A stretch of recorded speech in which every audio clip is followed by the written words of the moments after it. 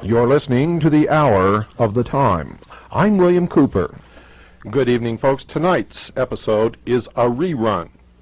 Due to the great mass of bullshit poured out on Radio Freemasonry just prior to this program, we will expose this wolf in sheep's clothing in his own words. Tonight we're going to play a portion of a program that originally aired on June the 23rd, 1993. If after hearing tonight's program you wish to order that original broadcast, it is tape number 123 in our catalog. That's tape number 123 in our catalog. We discussed this rerun a little bit last night, so you all know the subject. But you all need to hear it again, even those of you who heard it the first time that it was broadcast, and those of you, of course, who have never heard it and are struggling, attempting to understand the purpose of the Hour of the Time. We hope that this rebroadcast will bring some things into the forefront that have been lurking into the shadows, and will make some of the conversation that you've heard on the Hour of the Time much clearer. We encourage you to order the original tape from the original broadcast on June 23rd, 1993, so that you may study its content in your home. Now, without further ado, we go in to the rebroadcast of the Mystery Exposé. At the end of this rerun, ladies and gentlemen, we will open the phones for your comments and questions. Now, folks, I'm going to take you into the mind of someone who has been an initiate, an adept, a priest of the mystery school for many, many years. I'm not going to identify this person until the end of the program. I want you to see if you can guess who this person is and what this is all about. If you can, then you'll know instantly what this program is for, the reason behind it, and you'll be able to understand a little bit better how you've been manipulated for many, many years by the priest of the hidden religion called Mystery Babylon. And if you can't guess, then at the end of the show, you're going to be told, and you better be holding on to your chair because it just might knock you right out. Just might knock you right out. I'm going to quote from a book that this person wrote. This person verified something that I wrote in my book, Behold a Pale Horse, and that is the calendar of the hidden religion of Mystery Babylon. It's 6,000 years, and it started in 4000 BC and ends in the year 2000. Quote, "The Great Pyramid system of passages and chambers is a chronological graph that begins in 4000 BC and continues for 6,000 years," unquote. Now let's go to an interview that was conducted with this person by someone else, not by me. But I'm going to be reading to you word for word this entire interview, and this is going to take up most of the program, but this is going to give you a glimpse into the personality, the religious beliefs of the priests of the mystery religion, and you'll see sort of how they try to disguise what they really believe behind this aura of wanting to further the evolution of mankind and create some kind of a world utopia which they know in their heart is a lie to begin with. So, I'm going to call these number 1 and number 2. Number 1 is the interviewer. Number 2 is the interviewee. Number 1, how did you become interested in the Great Pyramid? Number 2, well, like everyone else, for most of my life, I accepted the idea that the Great Pyramid was just a great big pile of stone made by thousands and thousands of slaves. But I read a book in 1967 called The Ultimate Frontier. That book profoundly affected my life. In it, they made statements about the Great Pyramid being much more than a tomb. Point in fact, it never was a tomb for a pharaoh. It is a monument to mankind and human perfection. It is the oldest artifact of an ancient system of religious belief. Then I thought, that's something I can check out. I can see if the information in the Ultimate Frontier is true or not. I started investigating. I then learned a great number of things about the Great Pyramid. First of all, the ancient Greeks were quite right in calling it the first wonder of the world. When one considers the thought, preparation, and choice of site, one will see that the solid bedrock of the Giza Plateau, the only tableland within miles capable of supporting the weight of the structure, was the most intelligent choice. There is a fantastic amount of literature about the Great Pyramid. Therefore, it is not unusual that we also find a great deal of controversy surrounding it. The British in the 1860s were the first to study the ancient building in a serious manner. By re-examining the theories of the British, which were discarded by the experts of that time, the crux of my book began to take shape. Number 1, does the crux of your book include the fact that the Great Pyramid may not have been built by the ancient Egyptians? Number 2, yes. The British did not discuss that possibility. That possibility is my own bit of research. However, most people who study the Great Pyramid realize that the civilization we know as ancient Egyptian could not have built the Great Pyramid the way we know today. It would have had to have been built. You see, the building is built geometrically perfect, and according to our present conception of ancient history, the Egyptians didn't understand highly theoretical mathematics, obviously from the way the other 89 major pyramids in Egypt were constructed. The manner in which the other pyramids were constructed was a very haphazard way of building. They are copies of the Great Pyramid. The Great Pyramid itself is, however, absolute perfection in stone, both to the pi relationship, the relationship of a diameter to the circumference of a circle, and the golden mean, or phi relationship, with which we can divide a straight line so that a squared plus b squared equals c squared. The reason why it was structured is embodied in the word itself, pyramid, which means lights and measures, that there are revelation types of lights. The word for pyramid used by the ancient Egyptians was glorious light, and the word has meaning that there are revelations in the measurements. If you pursue this hint, so to speak, you find out that the builders of the Great Pyramid are the same people that wrote the original text of the Old Testament, and they laid out their plan in the Great Pyramid as well as in the Scriptures. I hope, folks, you understand the significance of that one statement, and there's much, much more to come. Number 1, who are these people?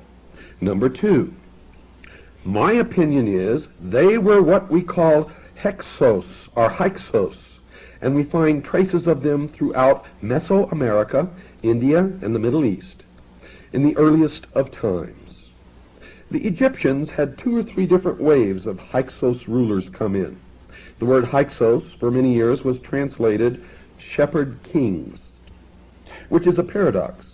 You see, looking at life the way we look at it today, how could a group who were non-warlike come into a land and take over and run things without any fighting? Yet they obviously did. And these ancient builders had a profound influence wherever they went. The years of research I've done tell me that the Hyksos were a group of people who had in their culture information stemming from a previous civilization. I think that our view of history, saying that it started in the cradle of civilization, in Egypt and Mesopotamia, is wrong. The surviving evidence indicates both Egypt and Mesopotamia are actually later civilizations, remnants of a far, far greater early empire. And here, folks, we see in this person's philosophy the same philosophy that Hitler pursued. The myth of ancient Atlantis, or Mu, if you will, an ancient civilization, which, when it was destroyed, left behind a remnant, a surviving element of that race, which is a super race, more intelligent, smarter, more worthy than any other race on this earth, if you will, the master race. And if you understand the esoteric meaning of what you're hearing, you are hearing Nazi philosophy, National Socialism, Hitler's vision of world history. And when you find out who this person is and what he's doing now, we'll all come together. We continue. Number one, do you think the Hyksos race was a race chosen by some greater intelligence to impart a superior ideology to the rest of the human race? Number two, not so much chose, but actually chose themselves. All genius is self-appointed. I would say these people were a remnant from a previous culture, and they had something they wanted to do, and they embodied their thinking in their work, and they influenced people by their works. Folks, that's the Luciferian philosophy. Continuing. They came into the land, and there were already humans in the Nile Valley. But they came into the land in an unobtrusive and dexterous maneuver so as not to alarm the existing culture. They came in without fighting. They took the worst land. They didn't try to impress their knowledge on the others. They just did things in a better way. Soon the people in that area were paying attention to them. Once they gained the attention of the people, it didn't take very long before they were running everything, because they did everything with better methodology, which is the way life ought to be. You ought to show by example. Number one, what happened then? Number two, fairly soon after arriving, they suggested to the people that as life was now so peaceful and harmonious, it would be a happy challenge to build a monument to the future of mankind. In my opinion, the Hyksos philosophy and the philosophy of many modern people is identical in that human beings can be perfect if they work toward that end, and that is the heart and soul philosophy of Mystery Babylon, the mystery schools, that man himself will become God. Wait until you find out who this is. Number one, what happened to the ancient tribe, the Hyksos? Number two, I think they are still in existence today and have not died out, but have gone underground many thousands of years ago. What we call Masonry. Freemasonry is an offshoot of the group that started out. The Hyksos group became what the ultimate frontier calls the Brotherhoods. These are a group of people who have knowledge about what it really means to be human. And folks, that implies that the rest of us are not, and that also is in direct line and in direct concert with the philosophy of the mystery religion of Babylon. You see, to them we are all cattle, animals who have no intelligence. Continuing, these are a group of people who have knowledge about what it really means to be human, to be a human becoming, to grow toward human perfection. It's a philosophical thing. These people still exist. They still band together in groups here and there, and they show by doing. Again, their lifestyle shows that they really have a handle on what life is all about. They don't try to impress others with numbers or with what they know. They just live doing something they want to accomplish while they are here. We know in Egypt these people formed secret societies, and that Pharaoh Akhenaten came up, quote, under the rose, unquote, out of one of these secret societies, and took over the land of Egypt in a manner that forbids disclosure at a time in which the superficial popular theology left a want unsatisfied, which religion in a wider sense alone could supply. And there he has admitted that he knows the esoteric teachings of the mystery schools, their origin and their purpose, And if you've been listening from the beginning, now you know that this person is a priest of the mystery religion himself. Continuing, we know Alexander the Great wanted to get the knowledge of one of these ancient secret societies because he writes about it a great deal. Pythagoras consented to be circumcised in order to become one of the initiates of these secret societies, which are the Hyksos population carrying their knowledge of science and the universe and cosmology with them and keeping the truth secret so they wouldn't be persecuted and wiped out. You can imagine what society today would do to a group of people like this, were they to perform certain ancient rituals in public. Look what they did to Akhenaten. As soon as he was dead, they destroyed the city he built. Number one. That's right, they tried to. Number two, wipe out his name. Number one, yes, because he taught there was only one God. Number two, the human tendency in the mass populace. Number one, when you use the term mass populace, are you referring to a group of people who have become undeveloped on account of a too pleasant or a too severe climate, or even from physiological or psychological causes? Number two, the phrase mass populace was a term used by the ancient ones, which usually refers to those in a populace, in any country, who sit back waiting for some savior to raise them up out of their misery. Recognize the venom directed at Christianity, folks? Number one, then you are referring to people who are merely living a conditioned response to their environment. Number two, yes, the human tendency in the mass populace is to tear things down rather than to reach up to the excellent, which brings everything down to mediocrity. We're doing that in this country today with our so-called standards from the federal government. Everything's got to be brought down. This is just another social indication of this tendency in human beings to bring things down to a lower level so it's easier instead of striving for excellence. The Hyksos people went after pleasing results and worked hard in this manner. They strove for excellence, and therefore they had to go underground to keep from being persecuted. In almost every case that we can trace, anyone that tried to bring the truth to man has been crucified or killed in some cruel or barbarous human ritual. And folks, for many years, that was exactly true.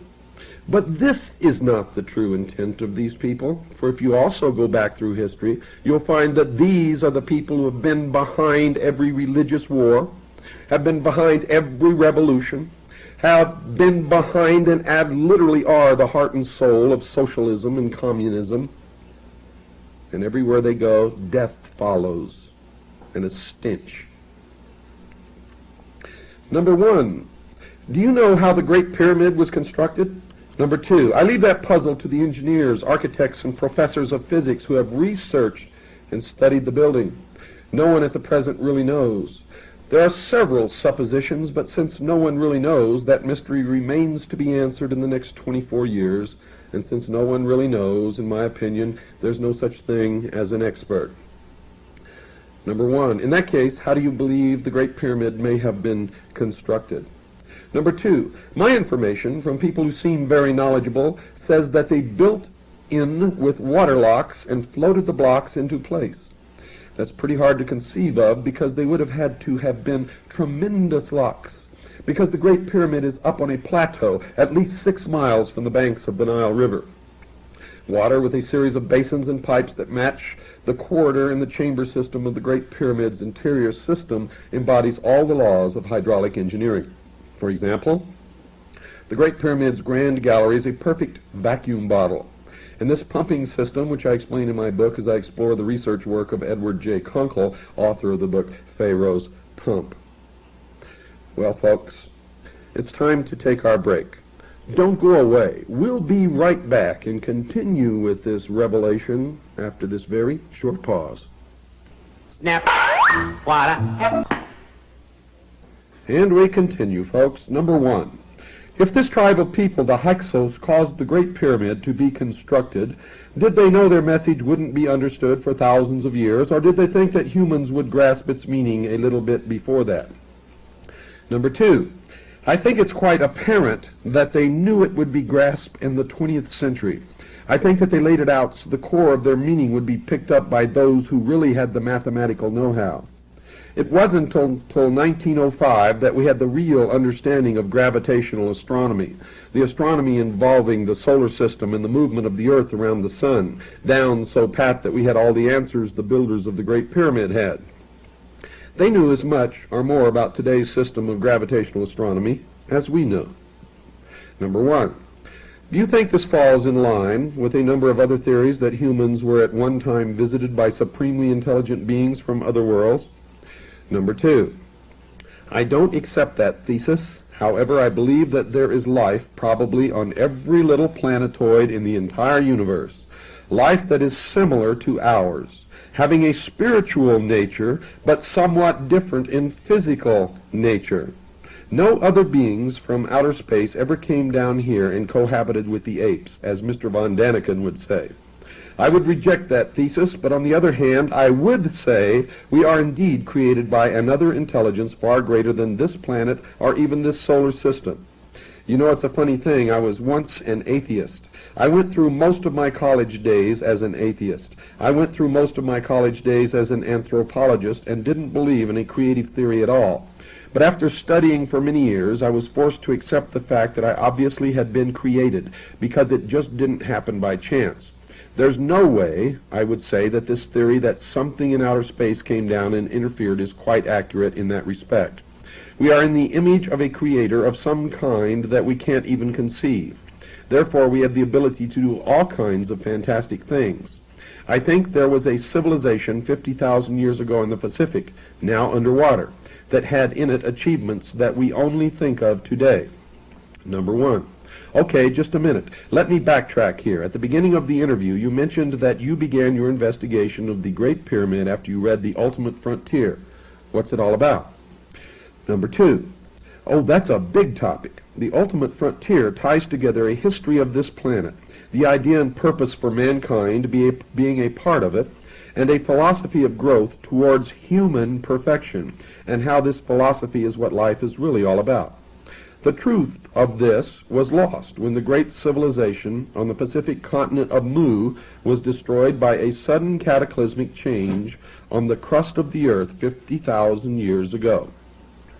There are a group of individuals who call themselves the Brotherhoods, unobtrusively working to uplift mankind back to this ancient wisdom belief, and the Great Pyramid is indeed a monument to this particular brotherhood.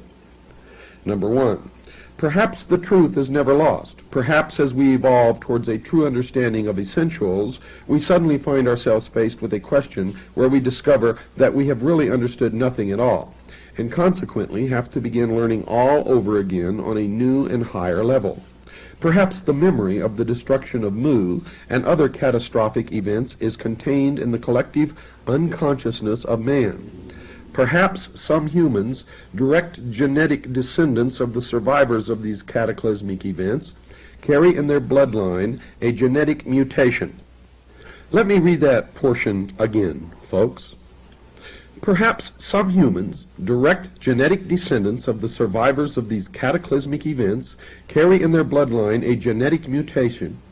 Perhaps this genetic mutation was deeply imprinted into the central nervous system of some of our forebears who actually experienced and survived a sudden slippage in the Earth's tectonic plates or a supernova explosion.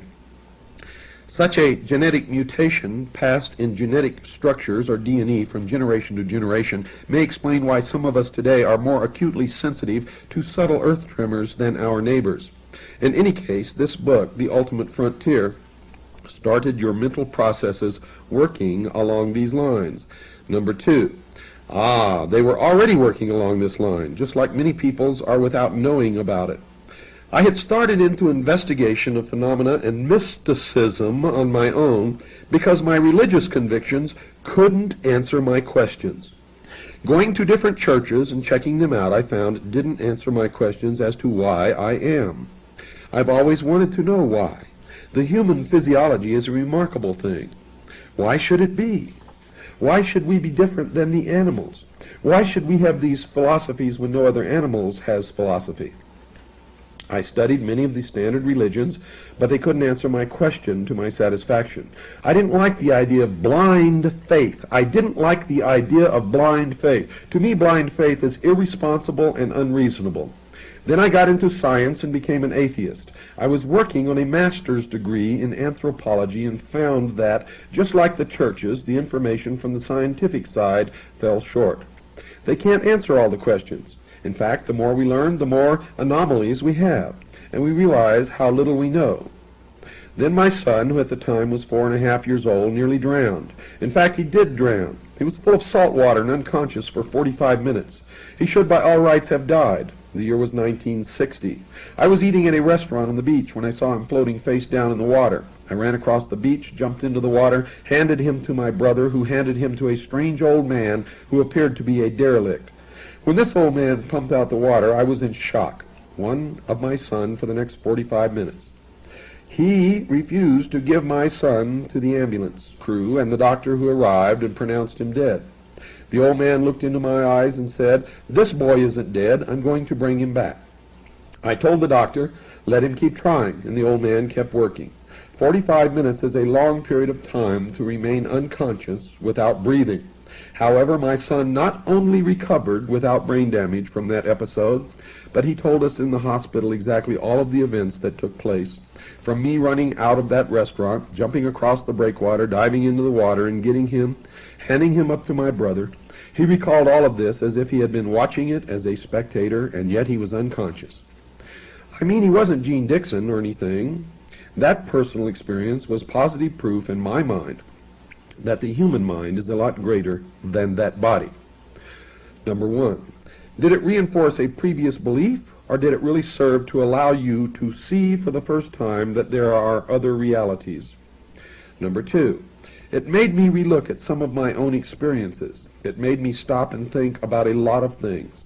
For instance, the first thing it made me think of is when I was studying anthropology. I was studying the theory of evolution. Chance evolution, chemistry just providing a scenario for itself to keep procreating and surviving and improving and so on. If we accept evolution as the ultimate answer, we have to accept a ludicrous notion that atoms, all matter, is made up of the atomic elements, can so arrange themselves as to be able to give themselves abstract qualities such as memory, desire, will, curiosity, consciousness, conscience, creativity, intuition, emotion, and reason. How can you get that chemically? You can't. It has to be something else that is endowed, and man is the only one that has it. A goat doesn't see the stars or know what's over the mountain or know anything about life and death. You see, but we do. These ideas were in my head, and intuitively I knew there was much more. But when that happened to my son, I realized that I, too, am a discrete bundle of mental energy. Only I didn't have that phraseology for it. I didn't know about what life was all about as I feel I do now. Number one, were you able to determine the capability of the human being to deal with all these diverse areas of knowledge? Number two, certainly I am doing it, and I'm nothing extraordinary. I am dealing with all of these areas of knowledge in a relaxed and causal and fun way. And I feel that I am growing. I am not impatient about my growth because I know that someday, if I continue to try to improve myself, if I continue to use those qualities of mind that I have, then I will become as perfect as humanly possible. Now, according to our basic beliefs in this country, human beings are created in the image of their Creator. To me, that means we have the same qualities of mind. We're certainly not the physical image, but the mental image. We have will, memory, desire, curiosity, consciousness, creativity, conscience. I've gone through those before. Intuition, emotion, reason. Those 10 qualities of mind are the same qualities as the Creator has. Perhaps we can never become absolute perfection as the Creator. Whatever it is must have been. I cannot conceive of the creative force, not enough to verbalize it and make sense to everyone, but I think we can obtain relative perfection and become one with the Creator by improving ourselves based upon what we have to work with. There's no limit to human abilities, to what humans can do. We limit ourselves by our own conditioning. Number one, do you think that most people are really trying to find out about all these things? Number two, many humans are. I would say there are millions of people who have an inner urging towards something better, especially in this day and age, because now there are more of them here. Out of the great majority, roughly 220 million people today in the United States, only about 2 or 3 million are really interested in what makes them tick. What is involved in life, the purpose of it all, and in really growing and building on their character. The other 200 and something million are merely living a conditioned response from their environment, and they don't think about it at all. Look, here we are in the city of Atlanta, a huge city. Look at the people walking back and forth. They're positive in many ways, and yet they never really give it a thought as to why they are, why they're capable of building these tremendous buildings and driving those tremendous vehicles they drive.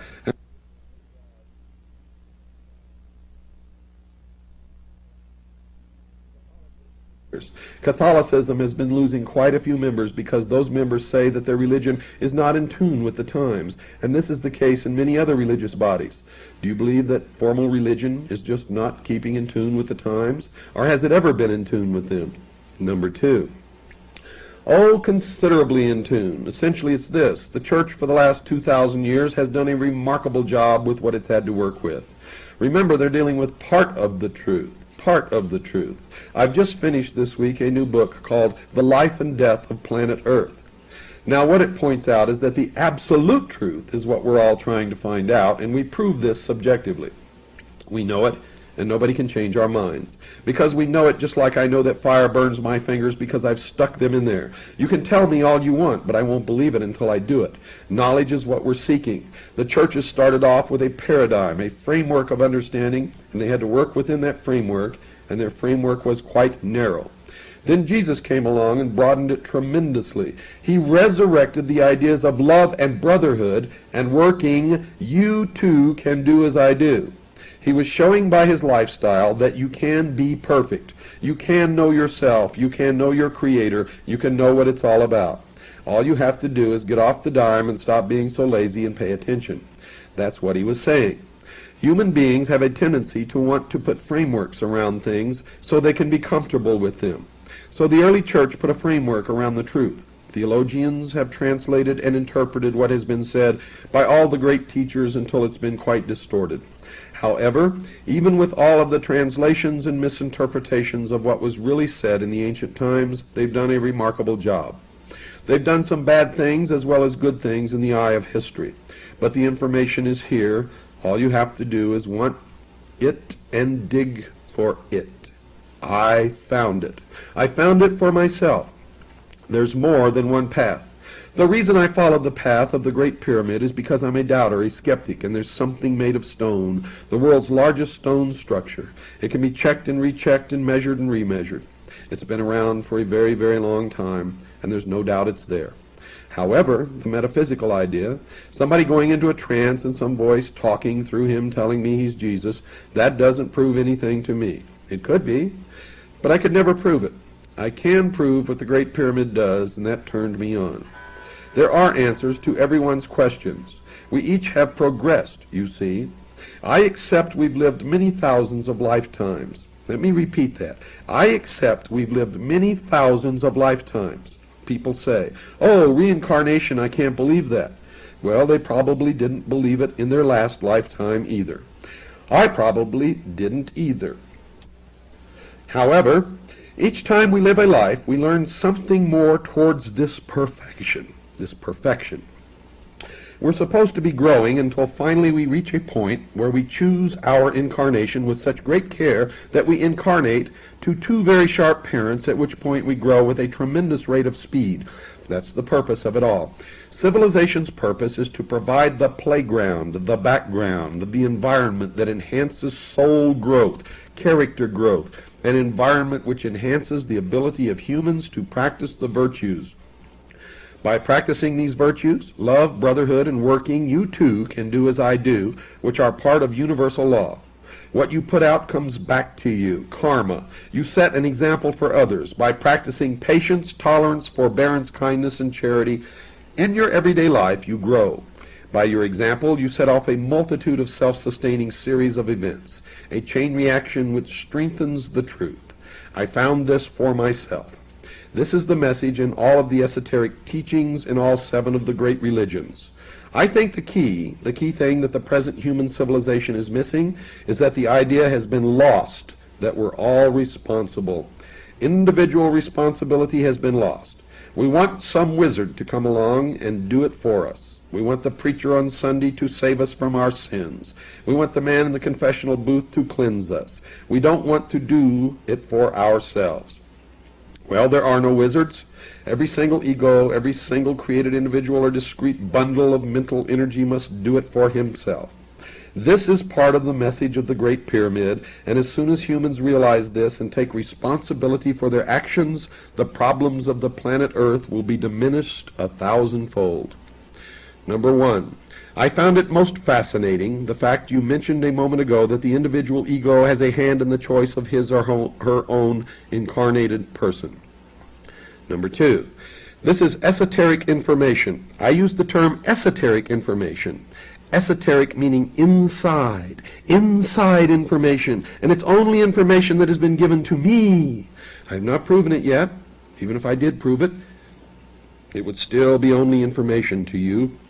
So the difference between information and knowledge is clear. We need to make that clear. Now, my information is that each of us chooses our parents and our station and our situation, even our race. Listen to this, folks. Listen to this crap. Beginning again.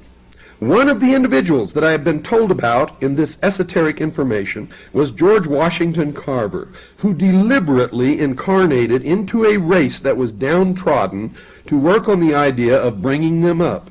He was an ego of tremendous advancement, and when he did incarnate into that environment, which was a terrible environment, I understand he may have lost a few points because he became embittered near the end. Had he remained without bitterness, he would have gained. This is the story I have.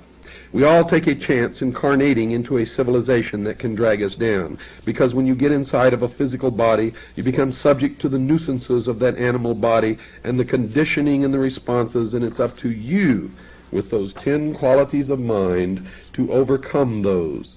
That's why being well disciplined is vitally important and permissiveness is not wise. Well, folks, there's no way I'm going to be able to read to you all of this interview because it's just too long. So I'm going to pick out some pertinent points. This is number 2 talking. And this is an excerpt from a paragraph. However, don't permit it. Don't say laziness is good for everybody because you won't get uptight if you're lazy. We have so many errors on the idea of human potential and what to do with it. I believe in being well disciplined but not cruelly. I believe in responsibility in the organization I belong to. The STEL group. The STEL group. The group in which Lars Hansen was reared. Now I want to quote to you from a book called The New World Order by A. Ralph Epperson, which you can order from Publius Press in Tucson, Arizona. On page 67 in The New World Order, Mr. A. Ralph Epperson has a direct quote from Eklal Kushana. He was the leader of the STEL group. Mr. Tex Mars also has the same quote in 1 or 2 of his books. But I'm taking this from the New World Order by A. Ralph Epperson. Quote, Lucifer is the head of a secret brotherhood of spirits. The brotherhood is named after Lucifer because the great angel Lucifer has been responsible for the abolishment of Eden in order that men could begin on the road to a spiritual advancement, unquote. That is the teachings of the leader of the STEL group, the group that this man belongs to. So, folks, pay attention. This again is number 2 speaking. This is a part of the message, a band of men at the dawning of the age of Taurus, a more civilized age embodied in the Great Pyramid's mathematical code, to transmit to a generation of humans living in the age of Aquarius, something they felt was vitally important. The age of Aquarius began 23 August 1953, and this is a New Age idea, the idea that we can perceive and try to improve. Of course, there's still a larger majority of humans, even in the age of Aquarius, that want to drag people down and lower the standards. However, every single ego, every single human, has the capabilities of bringing himself up to the equal of his Creator. It's just a matter of effort and patience and practicing the virtues. Number 1. As Jesus stood between the two columns, Jachin and Boaz, on the outer porch of King Solomon's temple, John 10, verse 23, on 25th December, the celebration of the winter solstice, which is what that date is really for, a large majority of the people did not understand him when he said, "Ye are gods." John 10, verse 34. Some people in the crowd took up stones to kill him as a money changer in the temple cocked his head away from his table to see what some in the crowd were yelling about. He heard Jesus say, "Is it not written in your law, I said ye are gods," as he saw a lawgiver of the temple sit bolt upright to listen to this man speaking to the crowd. The money changer wondered why such an important lawgiver of the temple sat up to listen, as rigid as a rod of iron, remembering the law and his responsibility, as the lawgiver remembered Psalm 82, verse 6. He remembered a song of Asaph in which God said, "Ye are gods." The man speaking to the crowd said, "The Father is in me, and I in him." And what he meant could not have been other than what he said. As the crowd screamed blasphemy and moved forward to kill Jesus, he simply disappeared. So when you say humans have the capability to bring themselves up to the equal of their Creator, it would seem to me that this New Age idea is in reality a very, very ancient idea. However, you did say that this was part of the message of the Great Pyramid. But what about these ancient brotherhoods, these people who are responsible for all this secret type of teaching, which seems to be such a mystical notion? Are they still around today? Number 2, I think so, very much. In fact, I could say, I know it. You could say it's information now. The brothers are those individuals who have obtained a degree of advancement over other humans. This also is number 2. If you meet a brother and you get him alone and you say, "I've noticed about you certain things, and I want to ask if you are familiar with the Rosicrucians or the Masons or the Stell Group or the book, The Ultimate Frontier, or some of these metaphysical philosophies," you, when you ask, are allowing him to interfere in your environment. This is the teacher appearing when the student is ready. But unless you ask, the brothers won't help. And here's the crux, folks. Number 2. Yes, the 5th level of intelligence is responsible for the direct work with the planet, and they can make mistakes. The story of Lucifer and Jehovah is a tale of the mistake made by the angelic intelligence. The argument between the angelic forces on the 5th level of existence is that Jehovah, according to my philosophy, believed that humans could advance with a perfect environment, so at first humans were given the Edenic state. All they had to do was eat bananas, sleep, chase the girls, make love, swim, sun, and sleep. But they didn't grow in that Edenic state. They were lazy. All they wanted to do was eat, drink, make love, and sleep some more. They didn't want to grow. So Lucifer said, we should help mankind grow. And you know the rules. We can't go down and do it for them, so we'll give them problems to overcome. And zap, like the thunderbolt of Zeus, Eden was gone, and we now have winters in Chicago, and man has to overcome. Now, folks, I don't care if this man worships Lucifer. I don't care if he believes what he believes or belongs to the mystery schools. You all know me. I believe in the Constitution and that we all have a right. But when he deceives and manipulates all of us, and when on June 8th, 1993, on Radio Free America, he said to the world that I am a CIA disinformation agent, then it's time that you knew who this man really is. I want you to track down and read these books that he wrote. The Great Pyramid, Man's Monument to Man, New York, Pinnacle Books, 1975. The Life and Death of Planet Earth, New York, Pinnacle Books, 1977. Psychic Surgery, 1973, reprint edition, Chicago, Pocket Books, 1975. The entire text of the interview you heard tonight can be found in a book called 5-5-2000, Ice, the Ultimate Disaster, by Richard W. Noone, spelled Noone, and he was the interviewer number 1. Folks, research the history of Willis Carto. Research the history of the Liberty Lobby. And specifically, Radio Free America. Tom Valentine has been a member of the Stell Group for most of his life. He has also been closely connected to the Communist Party by his own admission. Wake up!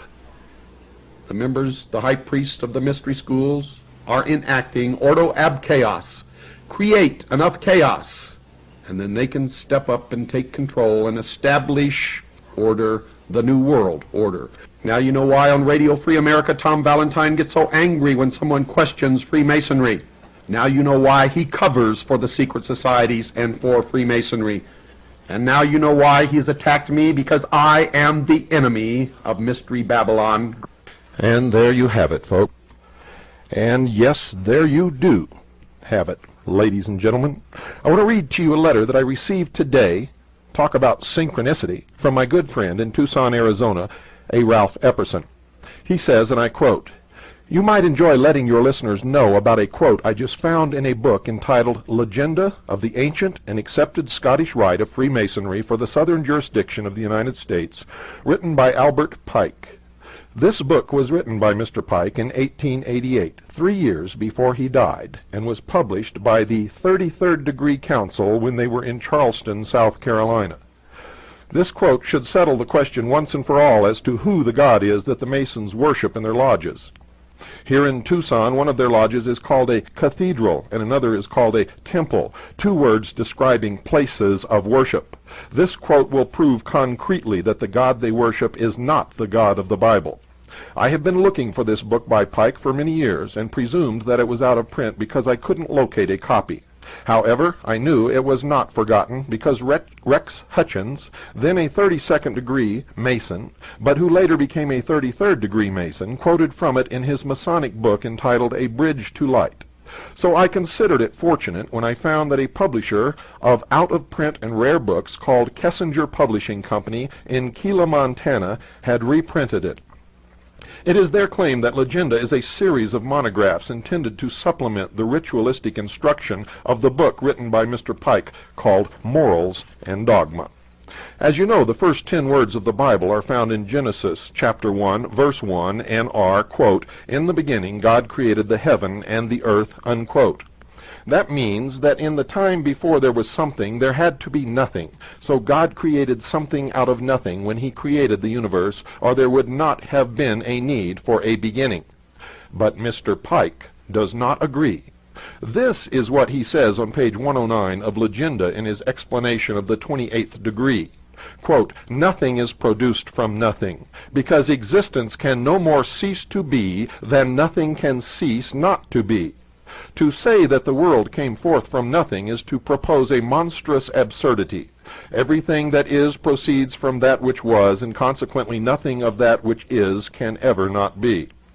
The letter I in the word is was capitalized by Mr. Pike. It is customary to capitalize the first letter in the name of a deity or a noun that refers to a deity. Does this mean that he is making a deity out of matter? Well, folks, Lucifer is the god of the material world. So Mr. Pike says that those of us who believe in a God who created the universe out of nothing believe in a monstrous absurdity.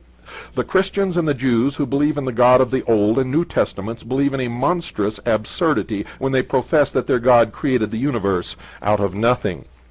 Let there be no doubt, Pike told his readers that he and the Masons do not worship the Creator God. They worship a secret and concealed God in their cathedrals and temples who cannot create anything. In fact, Mr. Pike agreed with that statement. He wrote this about their, quote, sun god, unquote, on pages 253 and 254 of Morals and Dogma. I might remind you that Radio Free America is carried by the Sun Radio Network. Quote, Amun, at first the god of Lower Egypt, was the sun god. He created nothing, unquote. And to show that this is true, he repeated the idea on page 281. Quote, the supreme being of the Egyptians was Amun, a secret and concealed god, the original light. He creates nothing, unquote.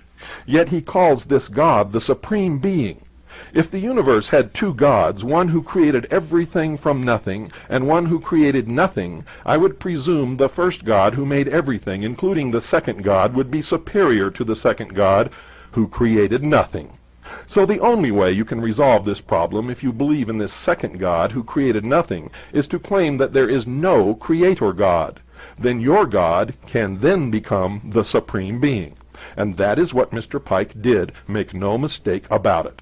The Masons do not worship the Creator God, the God who made the world out of nothing.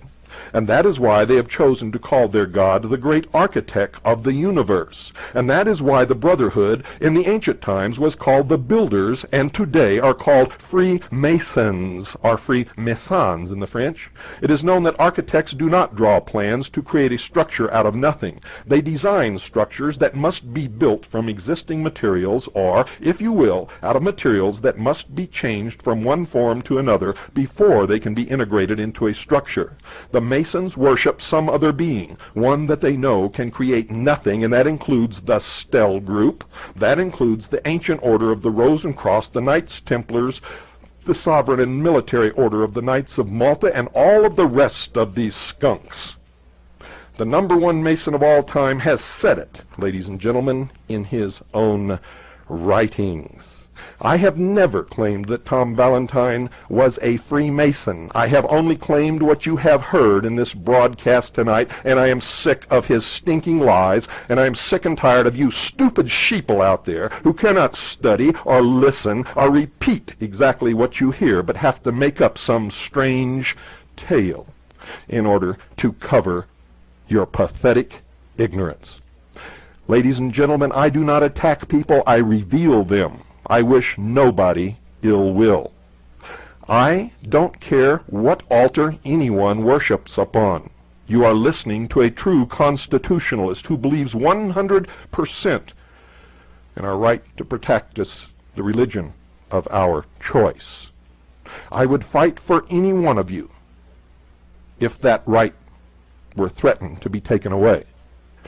Where I draw the line is when you lie, when you deceive, and when you manipulate the rest of us to pit us against each other so that you can bring about your silly, stupid utopia, your dream of 1,000 years of peace on this earth. You will never do it because you are mankind just like me and everyone else who you claim are nothing but cattle. And because you are man just like me and everyone else, you suffer for the same inherent failings that I and everybody else who lives upon this earth suffers from. You have the same temptations and the same greed, and you fight every day against these things. And to say that you are the only truly mature minds in this world, and that you are going to control the rest of us because we do not have the capability or the power to think for ourselves, is not only ludicrous, but is what eventually will bring you to your knees as we round you up and throw you in the jails and the prisons where you belong, and stop your wrecking of all the good that man has built upon the face of this earth.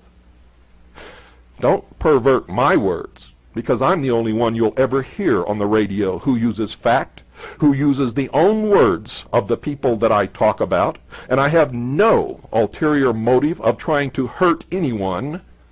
The only reason for this broadcast and for me sitting here, ladies and gentlemen, is to wake the sheeple, empower the people, and try, like hell, to save freedom for not only this country, but for the entire world. Now, if you cannot understand what you heard tonight, then you are one of the most stupid ones out there. Those of you who are sheeple, who think you understood but aren't quite sure, but you believe that you are getting some meaning from what you heard tonight, you have a chance. And of course, the rest of you, the people who have listened to the over 32 hours of the mystery series that we've aired on this program, you already know the truth. And you are the hope for the future in this nation. Ladies and gentlemen, I've said it before and I'll say it again. These people practice the Hegelian conflict, political resolution, and they control both sides of each conflict. Tom Valentine never said a word on his program about Freemasonry until I forced him to by my broadcasts. And if you don't believe that, you go back and listen to all the tapes. Remember, a nation or world of people who will not use their intelligence are no better than animals who do not have intelligence. Such people are beasts of burden and stakes on the table by choice and consent. Shortly after I originally ran this program, Tom Valentine came on with the master of the Stell Group and claimed that he became a Christian in 1968 and left the Stell Group forever.